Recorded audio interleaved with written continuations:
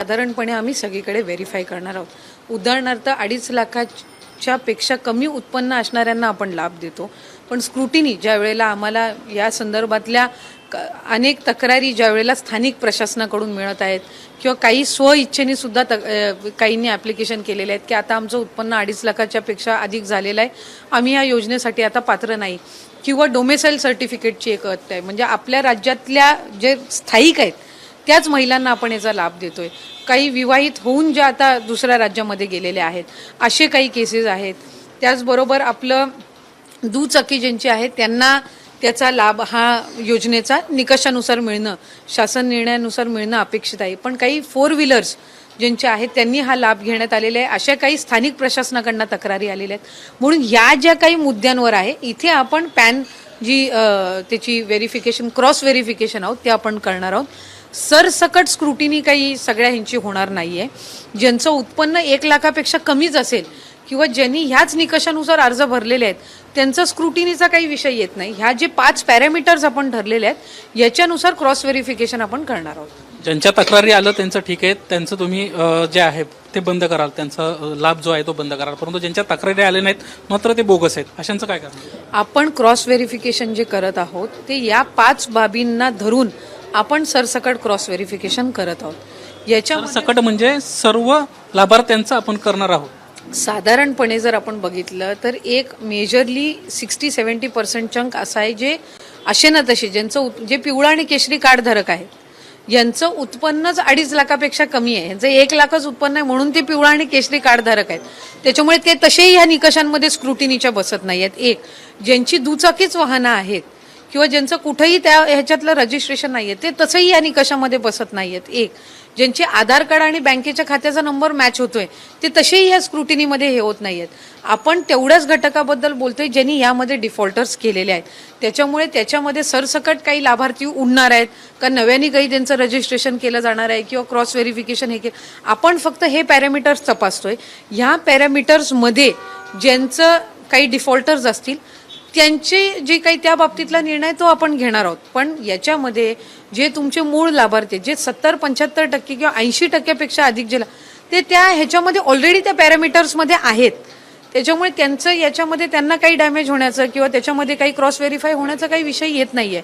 आपण या 5 पॅरामीटर्सवर आपण क्रॉस व्हेरिफिकेशन हे करणार आहोत, कारण बाय अँड लार्ज जे आम्हाला जाणवलं की जास्तीत जास्त ज्या कंप्लेंट झालेल्या आहेत त्या दुबार नोंदणी, इन्कम, 4 व्हीलर आणि स्थलांतरित झालेले ह्या 4-5 गोष्टींवर आलेल्या आहेत आणि त्याचं क्रॉस व्हेरिफिकेशन आपण फक्त करणार आहोत।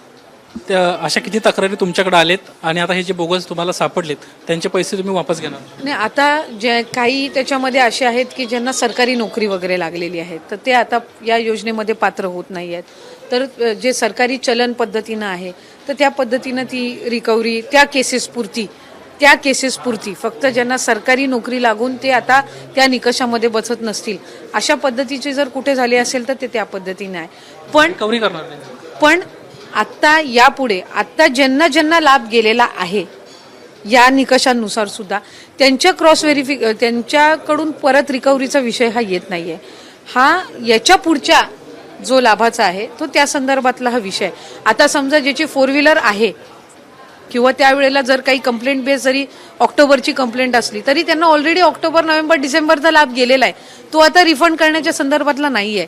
हे जे आम्ही फिल्ट्रेशन करत आहोत हे ऑक्टोबरमध्ये, काही सप्टेंबर एंडमध्ये, ऑक्टोबरमध्ये काही प्राप्त झाले, काही नोव्हेंबरमध्ये प्राप्त झालेले आहेत, या 1.5-2 महिन्याच्या आचारसंहितेच्या कालावधीमध्ये काही प्राप्त झालेले आहेत। वर्धा जिल्ह्यातून आहेत, पालघरमधून आहेत, काही यवतमाळमधून आहेत, काही नांदेडमधून आहेत, काही म्हणजे अशा बऱ्याचशा जिल्ह्यांमधनं साधारणपणे 2-3 जरी तक्रारी आहेत त्याच्यामधून आपण हे 5 पॅरामीटर्स जे आहेत ते सेट केलेले आहेत की मॅक्झिमम कंप्लेंट ह्या 5 पॅरामीटर्सबद्दल आहेत आणि त्याच्यामुळे आपण ह्या 5 पॅरामीटर्सची आपण क्रॉस व्हेरिफिकेशन करत आहोत।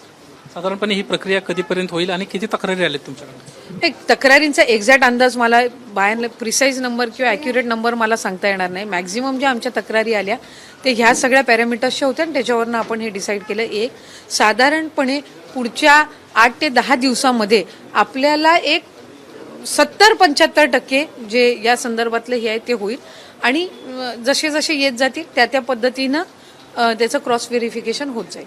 म्हणजे एकंदरीतच सर्वांची स्क्रुटिनी न होता जे कुणी तक्रारी आले आहेत त्यांच्या तुम्ही स्क्रुटिनी करणार आहात, त्यांच्यापुरतीच हे नियम असणार आहे. जी बरोबर. कुठेही याच्यामध्ये आम्ही जे लाभार्थी आहेत, जे निकषामध्ये बसलेले आहेत, ज्यांना लाभ त्या ह्या निकषांमध्ये आहे त्यांना मिळत आहे, त्यांना कुठेही धक्का लागणार नाही. पण त्या निकषांच्या पलीकडे कंप्लेंट जे आलेले आहेत आणि त्यांना जो अधिकचा लाभ किंवा चुकीचा लाभ मिळतोय, ही त्या संदर्भातलं फक्त क्रॉस व्हेरिफिकेशन आहे. ज्यावेळेस तुम्ही स्क्रुटिनी कराल, ज्यावेळेस तुम्ही डेटा घ्याल, त्यावेळेस 4 व्हीलरवाल्या मंडळींची देखील एक संख्या तुम्हाला परिवहन विभागाकडून मिळू शकेल. म्हणजे परिवहन विभागाशी तुम्ही कनेक्ट करणार आहात माझ्या बरोबर बरोबर. त्यांच्याकडून डेटा मिळाला आणि त्यांच्याकडून कारवाई. उदाहरणार्थ आपल्याकडे नमो शेतकरी योजना आहे. आमच्या GR मध्ये एक गोष्ट नमूद केलेली आहे की जर कुठल्या दुसऱ्या योजनेचा तुम्ही लाभ घेत असाल पण तो 1500च्या कमी असेल, तर वरची जी रक्कम आहे ना, समजा आता नमो शेतकरीचा लाभ 1000 आहे, 1000 रुपयाचा त्यांना लाभ मिळतो, आपल्या योजनेचा लाभ 1500 आहे, तो 1000चा लाभ तर त्यांना कायम आहे, त्याच्यातून तर आपण त्यांना आता हे नाही करणार कारण ते त्याच्यात लाभार्थी आहेत. आपल्याला ती ब्रॅकेट अमाऊंट जी आहे ना वरची जी राहते ती त्या ठिकाणी फक्त 500ची भरून काढ, म्हणजे मिनिमम 1500चा लाभ, 1500चा लाभ हा त्यांना असणार आहे. त्याच्यासाठी आम्हाला त्या संबंधित डिपार्टमेंट सोबत त्याचं कोऑर्डिनेशन करावं लागणार आहे. परिवहन विभागासोबत हे दुचाकी आणि 4 चाकीचं जे आहे ते क्रॉस व्हेरिफिकेशन करावं लागणार आहे.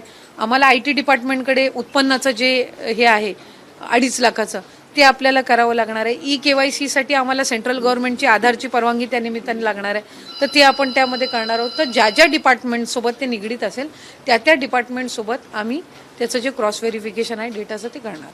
धन्यवाद ताई आमच्याशी बातचीत केल्याबद्दल. एकंदरीत जो कन्फ्युजन होतं की सरसकट स्क्रुटिनी होणार का, तर सरसकट स्क्रुटिनी होणार नाहीये. ज्यांच्याबद्दलच्या तक्रारी प्राप्त झालेल्या आहेत त्यांच्यावर कारवाई होणार.